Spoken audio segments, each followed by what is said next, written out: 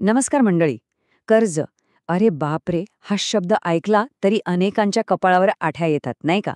पण विचार करा, ह्याच कर्जाच्या साखळ्यांना जर आपण स्वातंत्र्याच्या चाव्यांमध्ये बदलू शकलो तर.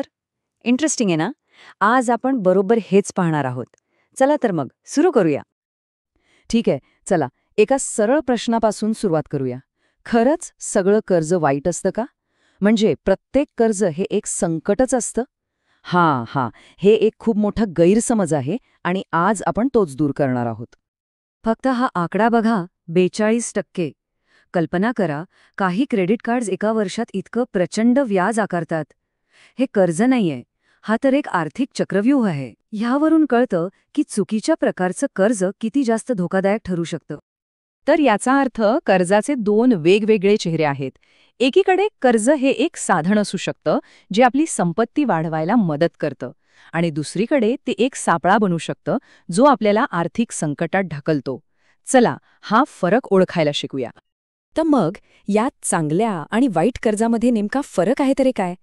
अगदी सोप्या भाषेत सांगायचं झालं तर चांगलं कर्ज अशा गोष्टींसाठी घेतलं जातं ज्यांची किंमत भविष्यात वाढणार आहे किंवा ज्यामुळे आपलं उत्पन्न वाढेल. याउलट वाईट कर्ज हे अशा वस्तूंसाठी असतं ज्यांची किंमत कमी होते किंवा जे फक्त खर्चासाठी वापरलं जातं. चला, हे एका उदाहरणाने एकदम स्पष्ट होईल. समजा होम लोन. हे चांगल्या कर्जाचं उत्तम उदाहरण आहे. का? कारण यामुळे घर मिळतं ज्याची किंमत वाढण्याची शक्यता असते आणि व्याजदरही तुलनेने कमी असतो. आता याच्या अगदी उलट क्रेडिट कार्डचं कर्ज बघा. त्याचा व्याजदर तब्बल 43% जाऊ शकतो. हे कर्ज फक्त खिसा रिकामा करतं. बघा, हाच तो फरक आहे. एक संपत्ती बनवतं तर दुसरं संपत्ती नष्ट करतं. म्हणून या पहिल्या भागाचा सगळा सार एका वाक्यात सांगता येतो: चांगलं कर्ज आपलं भविष्य घडवायला मदत करतं, तर वाईट कर्ज आपलं वर्तमानच पोखरून काढतं. ही गोष्ट कायम लक्षात ठेवायला हवी. बरं, आता कर्जाचे प्रकार तर समजले. आता वेळ आहे त्या वाईट कर्जावर हल्ला करण्याची. चला, आता फक्त समजून घेण्यापुरतं न थांबता एक ठोस कृती आराखडा बनवूया. वाईट कर्ज फेडण्यासाठी दोन मुख्य पद्धती वापरल्या जातात.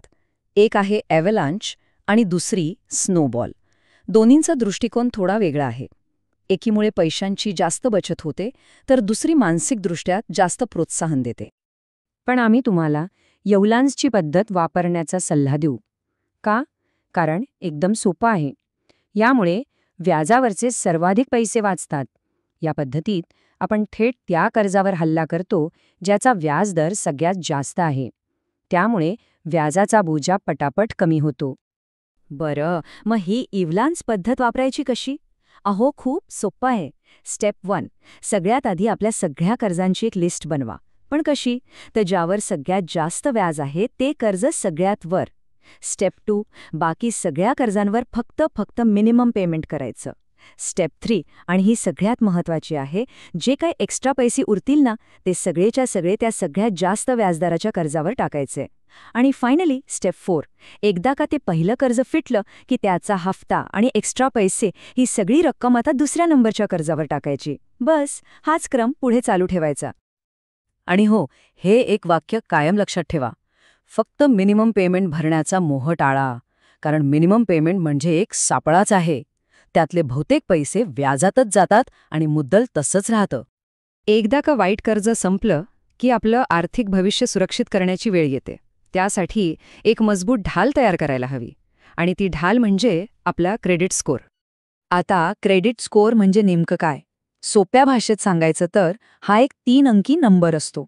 हा नंबर बँकांना सांगतो की एखादी व्यक्ती कर्ज परत करण्यासाठी किती विश्वासार्ह आहे.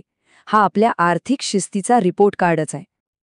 आणि साधा नियम आहे, क्रेडिट स्कोअर जितका जास्त तितकाच चांगला. 750च्या वरचा स्कोअर उत्तम मानला जातो. याचा अर्थ काय? तर कर्ज मिळणं सोपं होतं आणि व्याजदरही कमी लागतो. पण जर हाच स्कोअर 650 पेक्षा कमी असेल तर तो बँकांसाठी एक रेड सिग्नल असतो. मग हा चांगला स्कोअर बनवायचा कसा? फक्त 3 सोपे नियम आहेत. पहिला आणि सगळ्यात महत्त्वाचा, बिलं नेहमी वेळेवर भरा. एक दिवसही उशीर होता कामा नये. दुसरा, क्रेडिट कार्डची लिमिट 30%पेक्षा जास्त वापरू नका. कार्ड पूर्ण भरणं म्हणजे आपण क्रेडिटवर जास्त अवलंबून आहात असं दिसतं. आणि तिसरा नियम, वर्षातून एकदा तरी आपला क्रेडिट रिपोर्ट नक्की तपासा. त्यात काही चुका तर नाहीत ना हे पाहण्यासाठी. तर या सगळ्या मेहनतीचा अंतिम परिणाम काय? या योजना वापरून फक्त कर्ज संपत नाही, तर त्यापेक्षाही काहीतरी मोठं मिळतं. आणि ते म्हणजे आपल्या आर्थिक आयुष्यावर पूर्ण नियंत्रण. हे एक छोटंसं उदाहरण बघा. 50,000 रुपयांचं क्रेडिट कार्ड कर्ज जर एव्हलांश पद्धतीने फक्त 12 महिन्यात फेडलं, तर व्याजावर चक्क 18,000 रुपये वाचू शकतात. ही आहे या योजनेची ताकद. म्हणून एक गोष्ट लक्षात ठेवा, आपलं ध्येय फक्त कर्जमुक्त होणं नाहीये. खरं ध्येय आहे आर्थिक नियंत्रण मिळवणं. आपल्या पैशावर, आपल्या भविष्यावर आपलं नियंत्रण असणं. तर मग ही सगळी माहिती आता आपल्याकडे आहे. आता खरा प्रश्न उरतो. आर्थिक स्वातंत्र्याकडे जाताना पहिली कोणती साखळी तोडायची आहे याचा विचार नक्की करा आणि पहिलं पाऊल आजच उचला.